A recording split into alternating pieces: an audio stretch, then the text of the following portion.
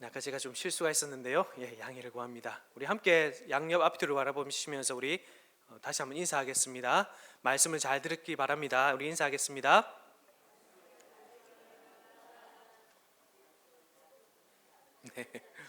네, 이제 곧 설 연휴입니다. 설 연휴 기간을 또 기대하시고 또 함께 이렇게 가족들이 함께 모였을 것 같은데 설 연휴 기간을 주 안에서 항상 잘 지내시길 바랍니다. 네, 주 안에서 사랑하는 성도 여러분, 하나님께서 창조하신 피조물 중에 인간은 어떤 존재입니까?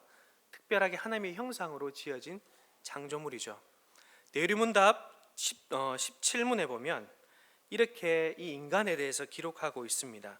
제가 한번 읽어드리겠습니다.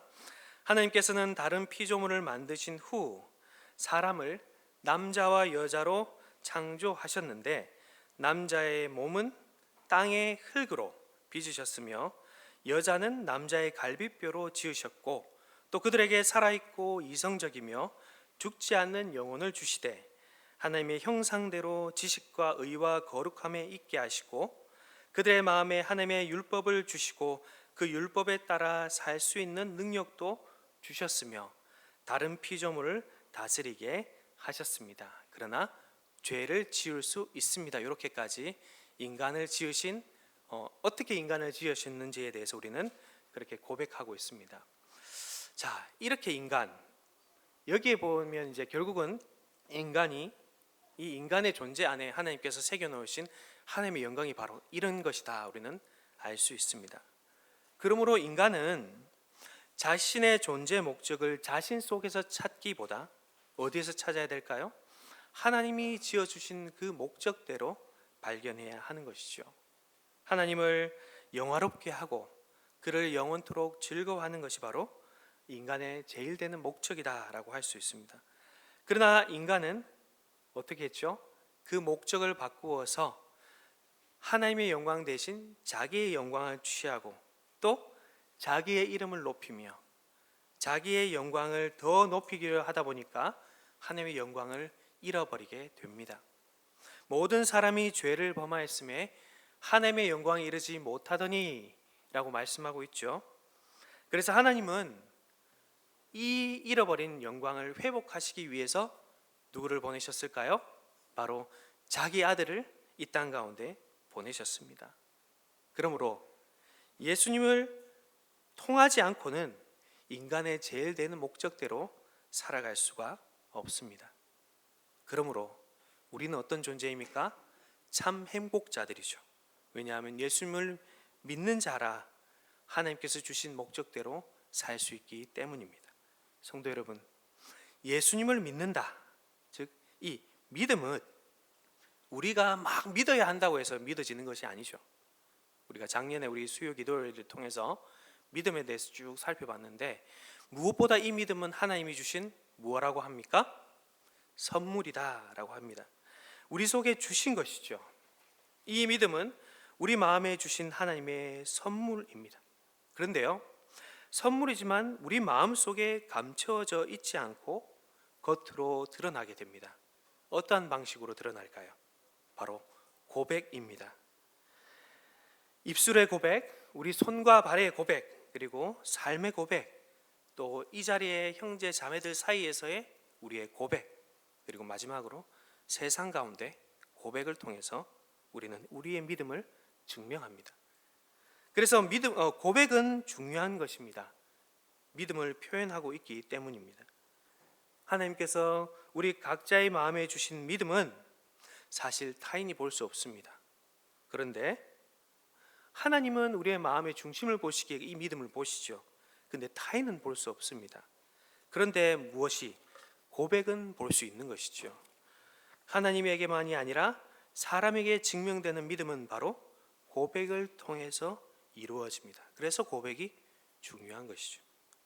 우리는 이 예배 시간에 무엇을 했습니까? 고백을 했습니다.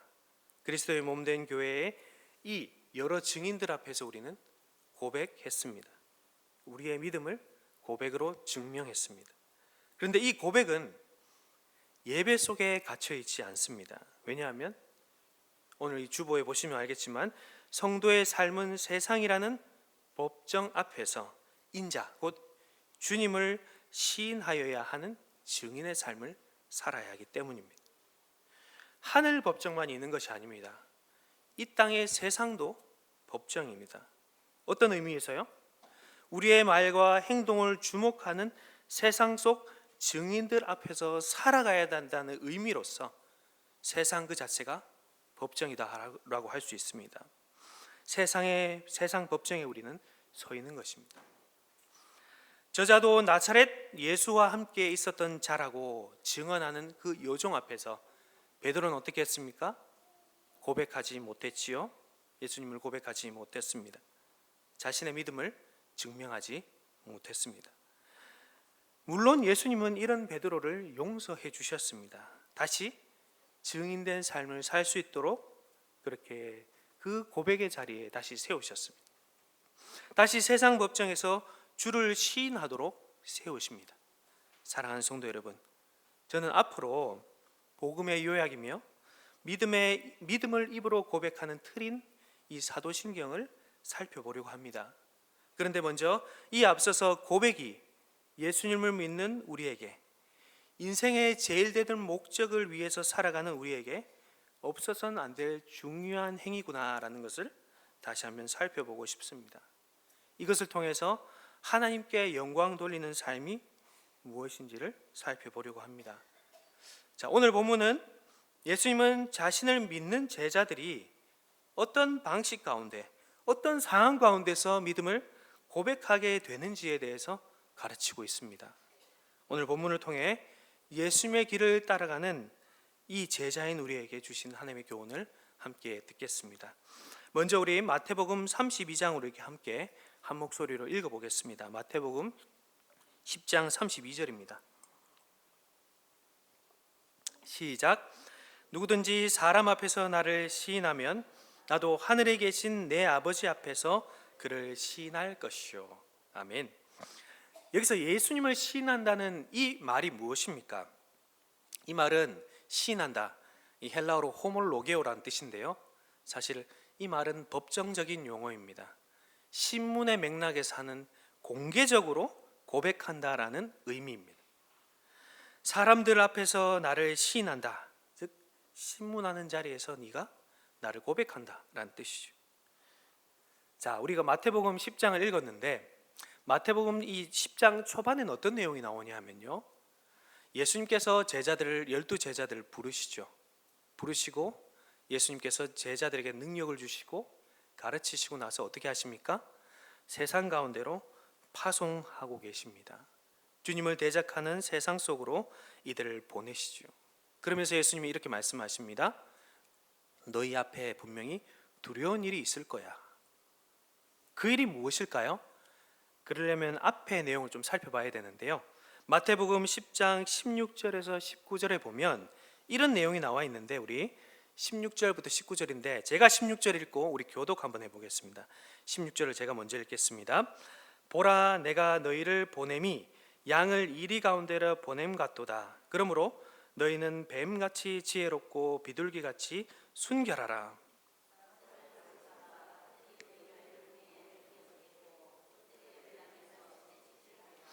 또 너희가 나로 말미암아 총독들과 임금들 앞에 끌려가리니 이는 그들과 이방인들에게 증거가 되게 하려 하심이라.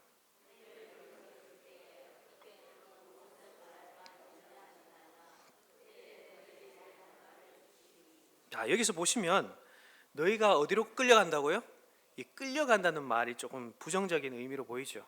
공회에 끌려가고 또 채찍질하게 될 것이고 맞게 될 것이고 총독들과 임금들 앞에 네가 끌려간다. 그리고 나서 너희가 증거가 될 것이다 라고 이야기하고 있습니다. 이 19절 이후에도 동일하게 예수님은 두려워하지 마라, 두려워하지 마라. 참새가 한 아리사련에 팔리지만 아버지의 뜻이 아니면 떨어지지 않는다. 너희의 머리털을 세신 바 되셨다 라고 하시면서 계속 두려워하지 말라, 두려워하지 말라 이렇게 말씀하고 있습니다. 이 분위기가 어떤 분위기인가요? 매우 두렵고 떨리는 분위기죠. 우리가 읽는 본문에서도 동일하게 이 두려움을 계속 먼저 말하고 있습니다. 세상 법정에서 예수님을 시인하는 것은 두려운 일입니다. 그 자리는 두려운 자리입니다. 지금 예수님은 그 자리에서 제자들은 예수님을 주는 그리스도시여 살아계신 하나님의 아들입니다. 그분은 나의 유일한 구원자이십니다 라고 고백하라고 가르치고 있습니다. 지금 제자들이 처한 상황은 아주 긍정적인, 평화로워, 내가 저분한테 예수님을 전하면 반드시 저분은 예수님께 돌아올 거야, 이런 긍정적인 상황이 아니죠. 나의 고백과 증언을 철저히 반대하고 짓밟으려 하는 사람들 상황 가운데 고백하고 시인하라 라고 말씀하고 있습니다. 그러한 순간에도 계속해서 예수님은 나의 주님이시고 하나님과 죄인인 우리 사이에 유일한 중보자이심을 고백하도록 지금 예수님은 가르치고 있는 것입니다. 사랑하는 성도 여러분, 억압과 폭행, 반대와 핍박 앞에서 두려워하지 않고 예수님이 구원자이십니다 라고 고백하는 것은 반대로 말하면 자신을 부인하는 것과 같습니다. 왜 그럴까요? 이 고백을 하는 순간 나의 실존적 위기 앞에 놓이기 때문입니다. 내 생명을 담보해야 되기 때문입니다. 내가 심대한 피해를 받게 되기 때문입니다. 이것은 제자들의 상황만이 아니죠. 우리도 동일한 상황에 처해 있죠. 직장 상사에게 혹시나 내가 부당한 대우를 받지는 않을까, 또 주님으로 말미암아 내가 큰 피해를 받지는 않을까, 그런 상황들 앞에 우리는 놓이게 됩니다. 그러니 어떨까요? 주님을 시인하는 순간 나는 내 자신을 부인하는 그런 것과 같은 것입니다. 그럼에도 불구하고 이들은 주님을 시인합니다. 왜요? 주님이 더 중요하기 때문이죠. 자기 부인은 불교에서 말하는 해탈이나 금욕주의자들이 말하는 고행과는 다릅니다. 자기 일을 완전히 없애라는 말이 아닙니다. 어떤 의미일까요? 비록 내 상황은 이렇지만 내 상황을 잠시 내려놓고 누구에게 집중한다는 뜻이죠? 주님께 고정해라. 주님께 시선을 고정하라는 뜻입니다. 예수님을 인정하고 긍정하며 이를 고백하라는 뜻입니다. 사실 나는 심판받아 마땅한 죄인, 원래 죄인 아니냐, 죽음만이 이 죄를 씻을 수 있는 그런 존재가 바로 나 아니냐. 그런데 내가 무슨 생명을 부지하려고, 이런 생각과 함께 생사여탈은 우리 주님께 있으니 내가 주님을 고백합니다. 예수님이 나의 구원자, 내 생명을 구원한 주님이십니다 라고 고백하라, 예수님은 말씀하고 계시는 것이죠. 이것이 진정한 자기 부인이고 예수님을 시인하는 것입니다. 이것이 예수님께서 세상 법정에서 해야 될 일이다 라고 말씀하고 있습니다. 성도 여러분, 우리는 이 고백을 세상 법정에서 합니다. 이 자리에서 자신을 부인하고 나의 생사여탈권이 오로지 주님께 달려 있습니다, 나의 구원자는 주님이십니다, 이렇게 고백합니다. 그러나 물론 지금 이 시대는 이와 같은 핍박과 박해와 반대에 직면하진 않습니다. 네가 믿는 신 존중할게, 이렇게 보기도 하죠. 그럼에도 여전히 주님은 제자들을 이리 가운데 보낸 것처럼 우리에게도 동일하게 양을 이리 가운데 보냄과 같으시 우리를 세상 가운데 보내고 계십니다. 핍박과 박해와는 거리가 멀어 보이는 이 세상이지만 세상은 여전히 우리에게 어떻게 합니까? 주님을 시인하지 못하도록 무엇을요? 우리 눈에 먹음직해 보이고 우리 눈에 보암직해 보이고 그런 유혹의 덫을 잔뜩 설치해 놓고 세상이 우리를 유혹하고 있기 때문이죠. 그것들이 마치 주님보다 더 좋은 것인 양 말입니다. 때로는 정말 이 제자들에게 닥쳤던 위협처럼 생명과 재산과 가족까지 잃게 될 거라고 위협도 합니다. 예수님을 믿는 우리에게 이런 것들이 불안과 염려와 두려움을 줍니다. 물론 이런 삶이 우리에게 힘들게 하지만 오늘 본문은 우리를 위로하고 있습니다. 어떻게 해요? 주님은 분명 입으로 시인하면 나도 시인하겠다라고 말씀하고 계시기 때문입니다. 예수님은 특별히 우리의 고백과 증인된 삶을 마지막 날의 심판대 앞에서 예수님께서 행하실 중보 사역과 밀접하게 관련지어 말씀하고 있습니다. 우리 다시 한번 우리 그 말씀을 한번 읽어보겠는데요. 몇 절이죠? 32절입니다. 32절 우리 한 목소리로 읽어보겠습니다. 시작. 누구든지 사람 앞에서 나를 시인하면 나도 하늘에 계신 내 아버지 앞에서 그를 시인할 것이요. 그런데요, 정확하게 정반대의 경우도 참입니다. 그 다음 절을 한번 볼까요? 어떻게 기록하고 있나요? 한번 읽어보겠습니다. 시작. 누구든지 사람 앞에서 나를 부인하면 나도 하늘에 계신 내 아버지 앞에서 그를 부인하리라. 아멘. 자, 이 말씀을 들었을 때 여러분들은 이 말씀이 두려운 말씀으로 느껴지셨을 것입니다. 그렇겠죠. 이 두려움은 정당한 두려움입니다. 우리가 사람들 앞에서 증거하는 제자의 사명을 수행하는 이 일에 대하여 두려움이 생길 때 우리는 누구에게 두려움을 먼저 느껴야 될까요? 이것을 약속하시는 예수님, 이것을 약속하시는 하나님을 향하여 먼저 두려움을 느끼고, 그럴 때 우리는 사람에 대한 두려움을 극복할 수 있게 됩니다. 누구든지 사람 앞에서 나를 부인하면 나도 하늘에 계신 내 아버지 앞에서 그를 부인하리라. 이처럼 믿음과 고백은 동행하는 것입니다.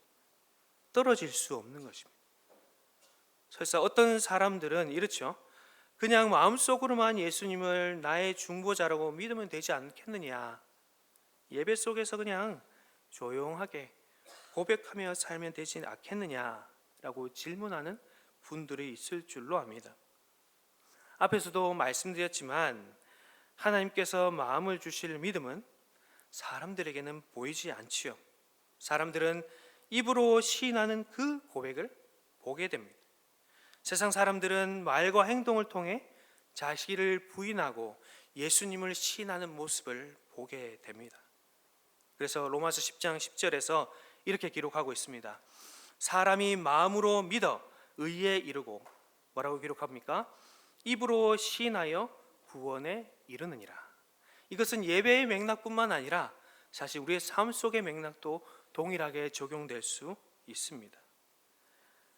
주님은 그런 믿는 자의 입술의 열매를 세상 사람들 가운데, 즉 세상 법정에 드러내 보이길 원하시는 것이죠. 그래서 주님을 믿는 우리는 고백적인 삶을 살아야 하는 것입니다. 입술로 고백하는 것이야말로 제자담의 중요한 요소입니다. 예수님의 말씀을 따라서 교회만이 아니라 세상에 나아가서 예수님을 증거하는 입술이 고백을 통하여 자신의 믿음의 담력을 점점 더 증강시키고 다른 사람들 앞에 그리스도를 소개하는 그런 일들이 이루어지게 되는 것입니다. 그래서 유해무 교수님은 이 믿음의 고백을 뭐라고 이야기하시냐면, 믿음의 고백이 우리를 두려움에서 이기게 한다고까지 이야기합니다. 나는 전적으로 하나님께 속해 있다라는 것을 세상 사람들 앞에서 고백하고 드러낼 때 우리는 오히려 두려움이 앞서는 것이 아니라, 우리 앞에 장애물이 놓이는 것이 아니라 우리 마음의 두려움을 온전히 극복할 수 있게 되는 것이죠. 이 말씀에 비추어 보면 우리는 이렇게 생각할 수 있습니다. 사실 사람들 앞에서 예수님을 고백하는 것을 두려워하는 것은 사람들을 두려워하는 것보다 하나님을 두려워하지 않기 때문이다 라고 할 수 있습니다. 죄인들을 향한 하나님의 영원한 심판이 임박한 것을 알고 두려워한다면 오히려 사람들을 향한 두려움을 우리는 극복할 수 있죠. 그래서 이 28절에 보시면 몸과 영혼을 지옥에 던져 넣을 수 있는 하나님을 두려워해라, 사람들을 두려워하지 말아라, 예수님은 그렇게 말씀하고 있습니다. 근데요, 이 하나님을 두려워하는 이 마음 역시 우리의 힘 안에서 이루어지는 것은 아닙니다. 성령님께서 주셔야만 가능한 것이죠. 오늘 이 제자들 모습을 보면 분명히 알 수 있는데, 사실 그들은 예수님이 부활하기 전까지 어떤 존재들이었습니까? 예수님을 부인하는 삶을 결국 결정적으로 살아갔던 사람들 아닙니까? 십자가 앞으로 예수님께서 끌려가실 때 제자들은 어떻게 했죠? 두려움 가운데 도망쳤던 겁쟁이들이었습니다. 그런데 성령이 임하자 그들의 삶이 변화되었습니다. 그들은 부인하는 그 삶에서 고백하는 삶으로 바뀌었습니다. 사도행전 4장 19절에 보면 이렇게 기록하고 있는데, 예수님의 부활을 전하지 말라는 이 공회의 요구 앞에서 이 베드로는 이렇게 고백하죠. 제가 한번 읽어보겠습니다. 하나님 앞에서 너희 말을 듣는 것이 하나님의 말씀을 듣는 것보다 옳은가 판단하라. 또 이어서 5장 29절에도 이렇게 말합니다. 사람보다 하나님께 순종하는 것이 마땅하다라고 기록하고 있습니다. 담대하게 이렇게 예수님을 증거하고 있지요.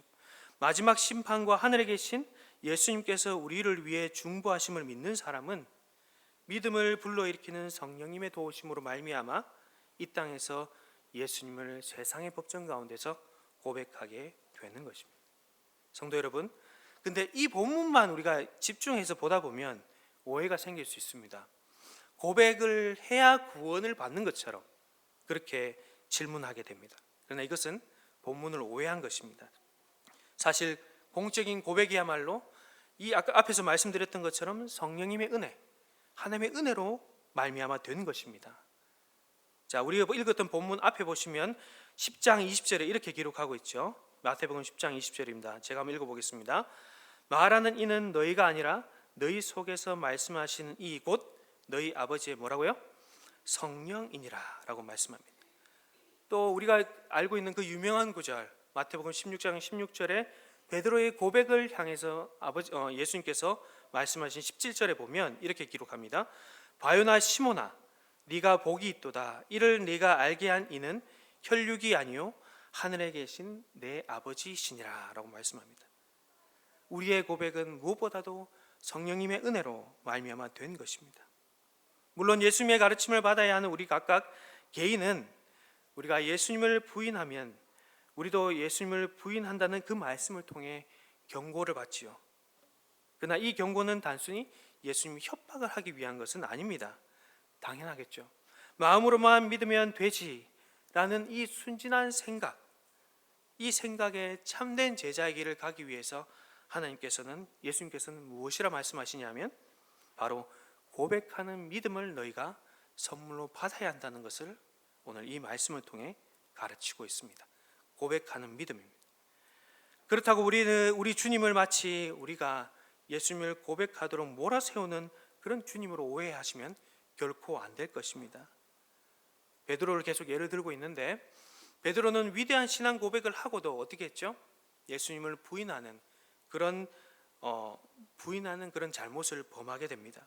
그러나 예수님은 이 베드로의 이 어려운 시험을 통과하지 못한 것에 대해서 책망하기보다는 3번 찾아가셔서 네가 나를 사랑하느냐 다시 그렇게 물으시고 회복시켜서 다시 증인의 자리에 세우는 것을 볼 수 있습니다. 예수님은 우리의 이런 두려움 가운데서도 그들을 잘 감당할 수 있도록 우리의 연약한 믿음을 붙잡아 주시는 분이시죠.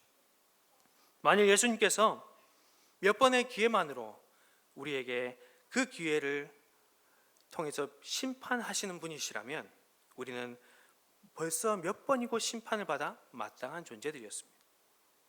입술로 우리가 예수님을 증거하지만 실제로 우리의 삶은 어떻습니까? 제자답게 살지 못할 때가 훨씬 많이 있지 않습니까?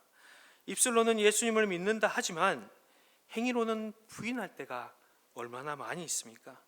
그러나 주님은 여전히 우리를 기다리시고 또 도우시고 더 나아가서 회개의 길을 주실 뿐만 아니라 우리가 끝내는 믿음으로 담대하게 고백하도록 세상 법정에서 고백하도록 우리를 계속해서 이끌어가고 계십니다. 그러므로 우리는 학교나 가정이나 또는 직장이나 우리가 처하는 어떤 상황 가운데서도 주님을 고백하고 고백해야 하는 것이죠. 그렇게 우리 주님은 지금 가르치고 계십니다. 그러므로 이 말씀에 순종하도록 우리는 무엇을 구해야 될까요? 앞에서 말씀드렸듯이 성령의 도우심을 구해야 하는 것입니다. 우리 안에 계신 성령께서 우리에게 담대함을 주시고 증인의 자리 또 고백자의 자리에서 끝내 고백하도록 해 주실 것입니다. 내 속에서 염려와 두려움이 있지만 이것을 이기게 하시는 분이 바로 성령 하나님이십니다.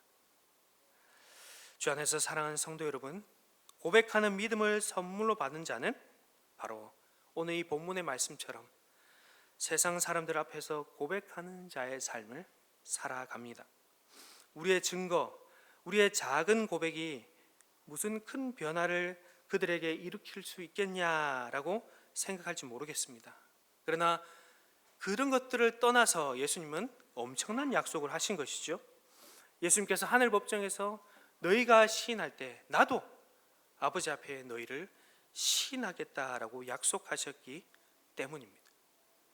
우리의 작고 작은 목소리, 우리의 연약한 몸짓, 이런 것들을 우리 예수님께서는 다 듣고 계십니다.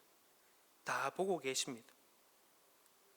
내뱉은 몇 마디의 말이 뭐 그리 대단하겠나라고 생각할 수 있을지 모르겠지만 예수님은 그것을 듣고 계시고 더 나아가서 하늘 아버지께 우리를 시인하고 계시는 것입니다.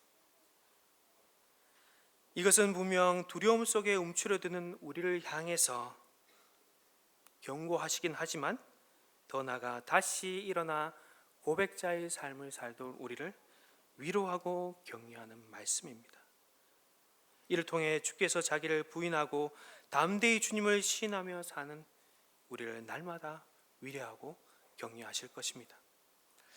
자, 두 번째는 우리의 속의 믿음은 사실 세상 사람의 거절과 반대 그리고 핍박과 방해 속에서도 계속 우리를 고백하도록 하죠.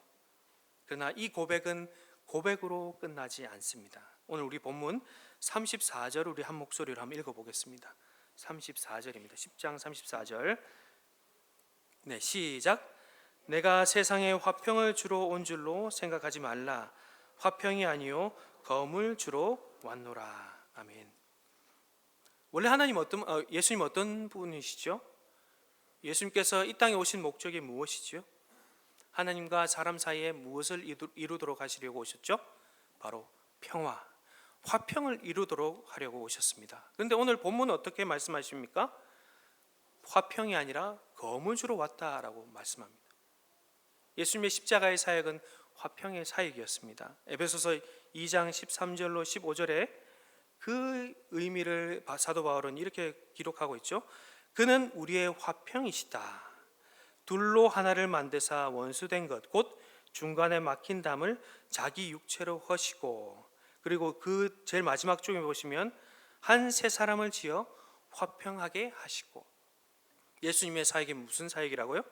화평의 사역, 우리를 평화롭게 하나님께로 이끄는 사역이라고 말씀하셨습니다. 그런데 오늘 이 본문에는 화평이 아니라 검을 주러 오셨다라고 기록하고 있습니다. 이 화평은 그래서 근본적으로 예수님께서 주실 그 화평과는 다른 사람과 사람 사이에 전쟁이 없는 그 화평, 잠시 휴전되어 있는 그 상태를 말하고 있습니다. 곧 누군가 시비를 걸면 금방 일어날 수 있는 그런 평화라고 할 수 있습니다. 오늘날 전쟁이 시시각각 일어나고 있는데 전쟁이 안 일어난다 해서 전쟁이 없는 것은 아니죠. 거기에도 평화는 있지만 진정한 화평이 없는 것입니다.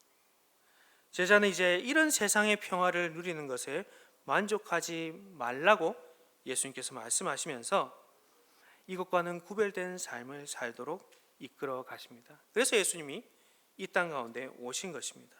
이를 위해서 주님께서 십자가에 달리신 것입니다. 사탄의 나라에서 하나님 나라로 우리를, 제자들을 옮겨 놓으신 것입니다. 그러므로 오늘 이 본문은 주님과 주님 안에서 세상 나라와 하나님 나라의 싸움에 우리를 참여하도록 이끌고 있습니다. 자, 이런 다툼에 자유로운 곳은 어디에도 없겠죠. 자, 그래서 오늘 본문에 35절 36절에는 뭐라고 기록하고 있습니까? 내가 온 것은 사람이 그 아버지와 딸이 그 어머니와 며느리가 시어머니와 불화하게 하려 함이니 사람의 원수가 자기 집안 식구니라 라고 말씀하고 있습니다. 무엇입니까? 이 세상에서 참된 평화가 아닌 분란이 일어날 수 있는 곳이 어디에든 눈을 뜨고 찾아보더라도 없는 것이 아니라 어디에든 다 있을 수 있다 하면서 예수님은 바로 가장 친밀한 곳인 가족에서도 그 일들이 일어난다라고 말씀하고 있습니다. 하나님 나라가 이곳에 임하기 위해서, 예수님께서 허락하실 화평이 이 자리에 임하기 위해서는 바로 가장 친밀한 이 자리에서 다툼과 전쟁이 일어난다는 것이죠. 사탄은 지금 적당히 공격하지 않습니다. 우리 가장 가까운 영역, 친밀한 영역 가운데서부터 우리를 위협할 것입니다. 성도 여러분, 이 말씀이 혹시나 문자적으로 그대로 읽다 보면 가족과 원수지간으로 지내야 된다는 말로 생각할 수 있는데, 예수님이 그런 의도로 이 말씀을 하신 것은 아닙니다. 예수님의 말씀은 예수님의 제자로 살기 위해서 치러야 할 값비싼 대가를 지금 말하고 있는 것이죠. 그런데 우리는 어떻습니까? 곧 이제 설 연휴이기도 한데 그리스도를 따른다고 하면서도 그 대가를 치르지 않는 모습이 우리 가운데 나타나죠. 특히 가족 간의 평화를 위해서, 또 친인척 간의 평화를 유지하기 위해서, 사이좋게 지내기 위해서 우리는 믿음에 속한 것들을 너무나 쉽게 양보해 버릴 때가 많이 있습니다. 제자로서의 위치를 너무나 쉽게 뒤로 밀어놓고 맙니다. 복음 전파의 사역도 너무나 쉽게 잊어버리고 맙니다. 예수님의 제자로 살기 위해 값비싼 대가를 치르지 않으려 하는 것이죠. 물론 주님은 이 무조건적인 대가를 치러야 된다라고 종용하는 분은 아니십니다. 우리 주님께서 요구하시는 것은 무엇일까요? 바로 사랑입니다. 사랑은 즐거이 기쁘게 모든 것을 희생하도록 하기 때문입니다.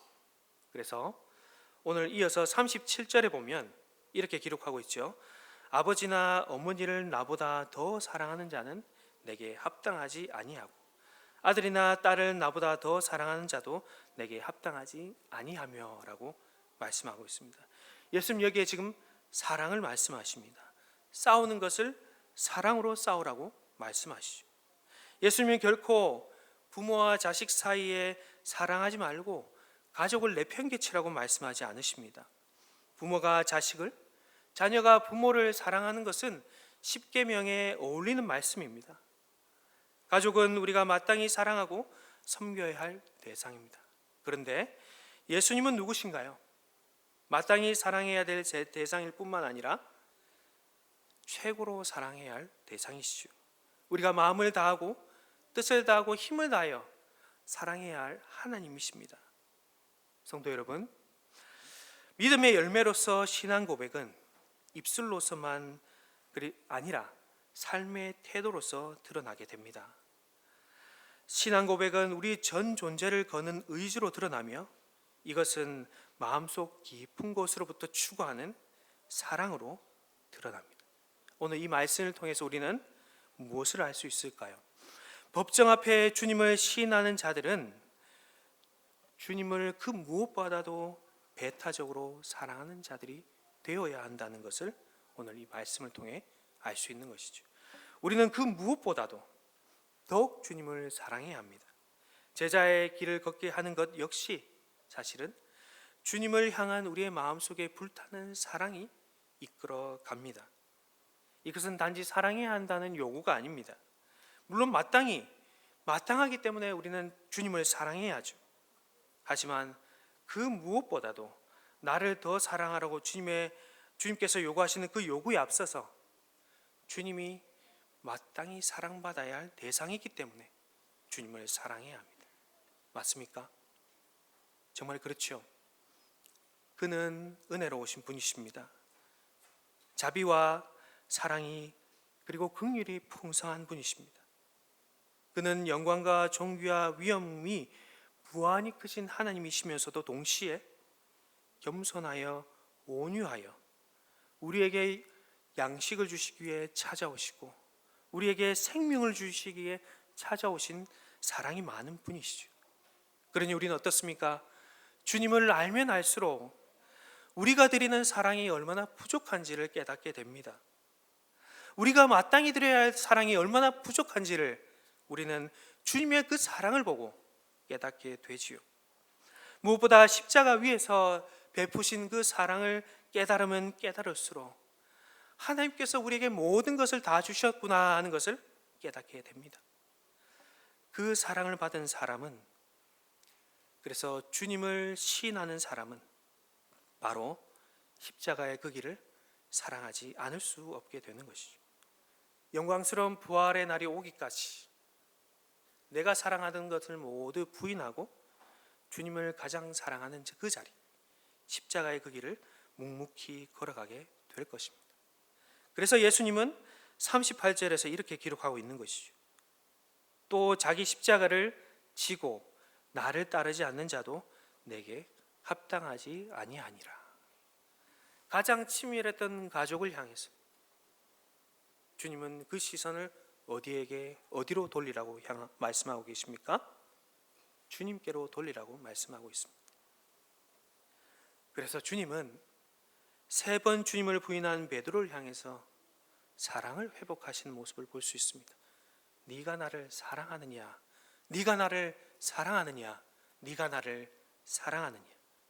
제일 우선적으로 주님을 세상 가운데서 고백해야 될 이 제자들 향해서 제일 먼저 회복한 것은 바로 주님을 향한 사랑이었습니다.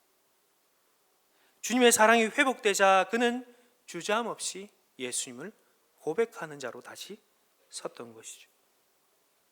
사랑을 회복하는 베드로는 앞에서 사도행전 4장과 5장에서 말씀드렸던 것처럼 예수님의 부활을 증거하는 그 삶을 살지 말라고 공회가 요구할 때에 주저함 없이 예수님을 고백하는 삶을 살았습니다.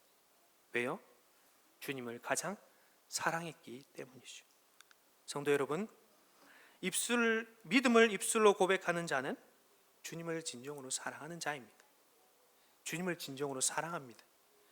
로마서 8장 38절에서 39절은 이 사도 바울의 믿음의 고백이라 할 수 있습니다. 제가 한번 읽어보겠습니다.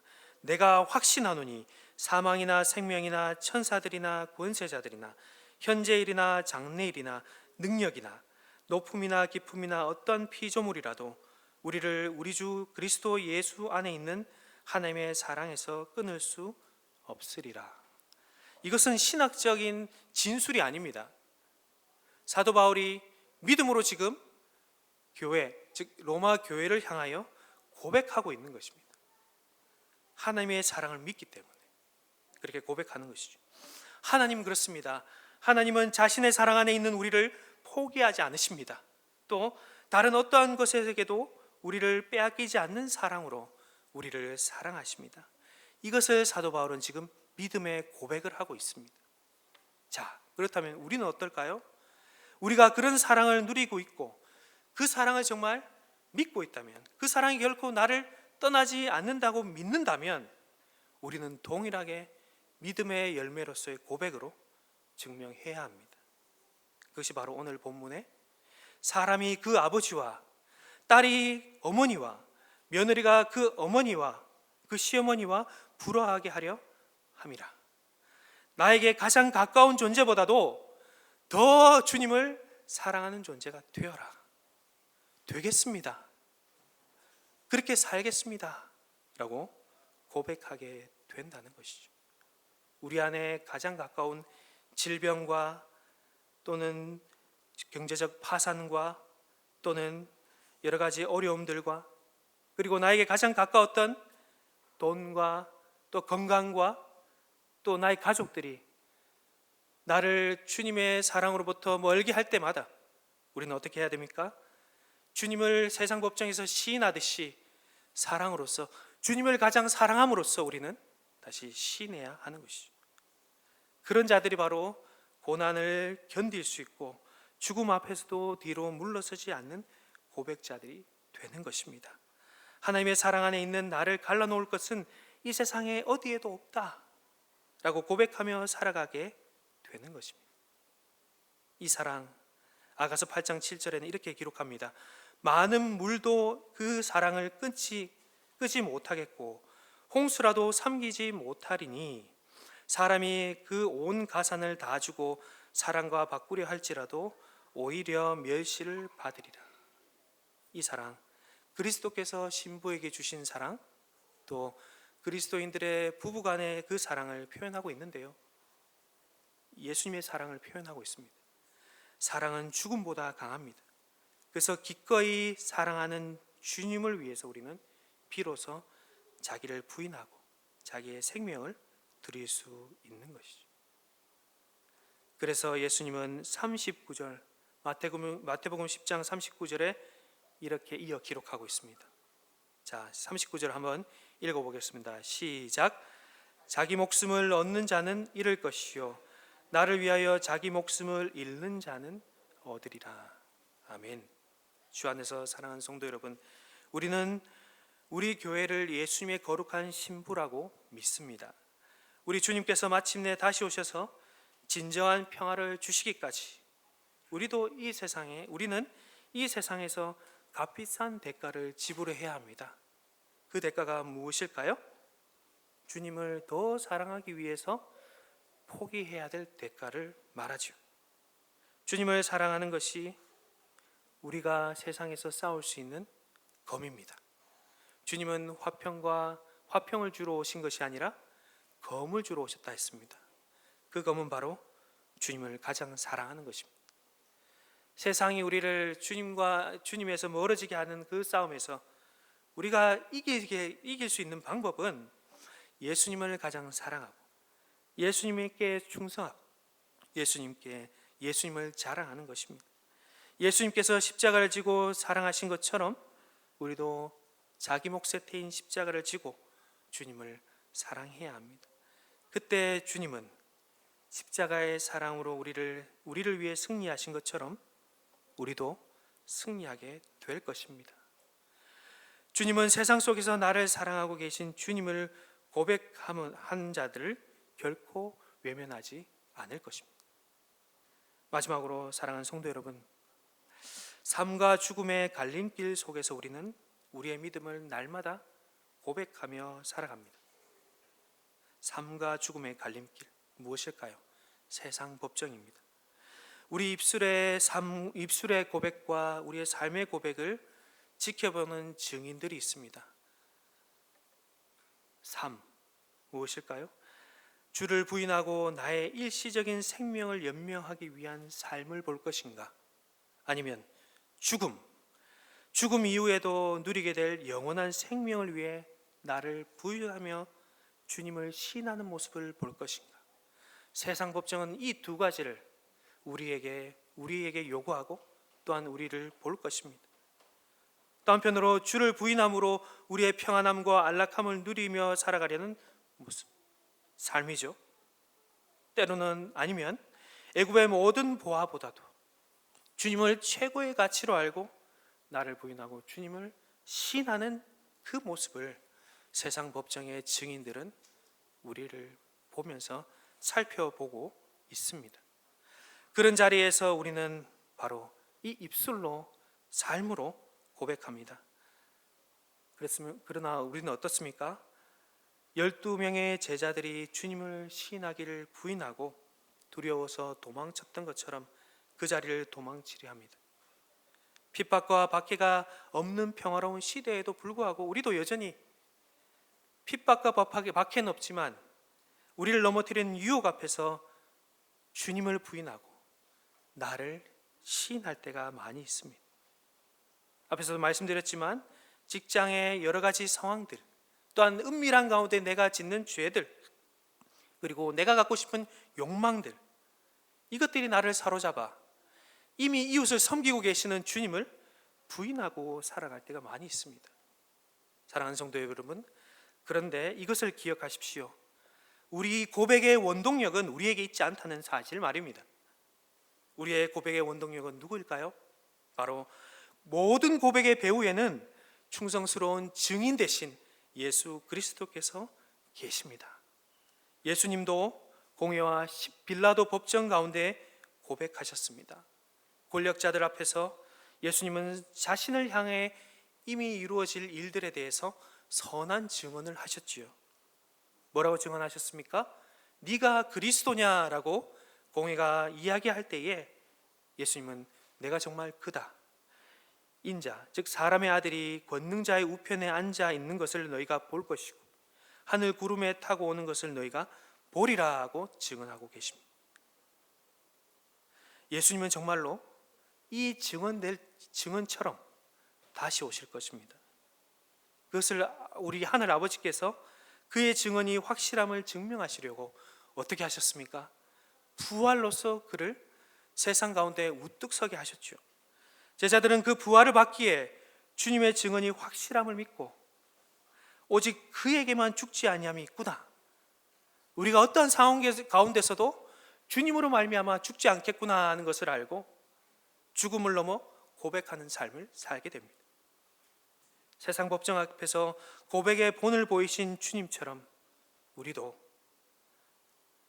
그분과 연합하여 그분과 함께 죽고 그분과 함께 다시 살았다는 예배에서의 그 감격을 힘입어서 세상 가운데서 고백하는 자로 서게 될 것입니다. 또 궁극적으로 하늘 법정에서 주님이 우리를 하나님 아버지께 시인하는 그 사실을 믿고 우리는 이 땅 가운데서 위로받으며 살아가게 될 것입니다. 주님께서는 분명히 이렇게 시인하실 것입니다. 큰 사랑 교회가 나를 힘입어 세상 속에서 나를 시인하였습니다. 나를 고백하였습니다. 그러니 아버지, 그들의 진실한 고백을 받아주십시오 라고 시인하실 것입니다. 예수님께서 우리의 자리에 선한 증언을 하셨고 예수님은 자신과 연합한 우리를 하늘 법정에서 아버지를 향해서 선한 증언을 하십니다. 그러니 우리 고백의 든든한 근거는 우리의 열정과 우리의 힘에 있는 고백이 아니라 바로 예수님께 있습니다. 그러므로 낙심하지 마십시오. 선한 증언을 하신 예수님이 우리 자리를 새롭게 하셨습니다. 더 나아가 주님은 하늘 법정에서 우리를 위해 지금도 선한 증언을 하고 계십니다. 그러므로 주께서 우리를 이 예배의 자리에서 세상 법정으로 파송하실 때 우리는 이를 힘입어 가정과 직장과 학교 가운데서 주님을 시인한 자들이 됩시다. 주님도 우리를 하늘에서 시인하실 것입니다. 또 선한 고백을 통해 세상 사람들이 우리의 고백을 통해 주님을 보게 될 것입니다. 이제 말씀을 맺겠습니다. 성도 여러분, 주님은 우리를 주님을 고백하는 자리로 끊임없이 파송하십니다. 그것이 바로 세상 법정이시오. 우리를 보내십니다. 그럴 때 언제 어디서나 주님을 고백하고 그를 증거하고 자랑합시다. 그 어떠한 것보다도 주님을 사랑하는 데 미치지 못하게 하는 것을 내 십자가로 지고 주님을 따라가는 자들이 됩시다. 그러나 너무 두려워하지 마십시오. 우리를 세상 법정에 세우기 전에 주님 자신이 먼저 우리의 고백의 자리에 서셨기 때문입니다. 그래서 우리는 세상으로 나아가기 전에 먼저 고백의 원천이 되시는 주님을 예배 속에서 만나고 예배 속에서 주님으로 가득 채워져서 세상 가운데로 나아가게 되기 때문입니다. 그러므로 이것을 믿고 세상 속에서 삶과 죽음의 갈림길에서 주님을 날마다 시인하고 고백하며 살아가는 저와 우리 모두가 되었으면 좋겠습니다. 주께서 우리를 친히 변호하시고 사랑으로 품어주시고 말할 수 없이 영광스러운 상을 주실 것입니다. 그렇게 우리 모두가 되기를 간절히 바랍니다. 아멘. 이 시간 우리 함께 주신 말씀에 감사로 찬양하겠습니다. 그리고 봉헌 드리겠습니다.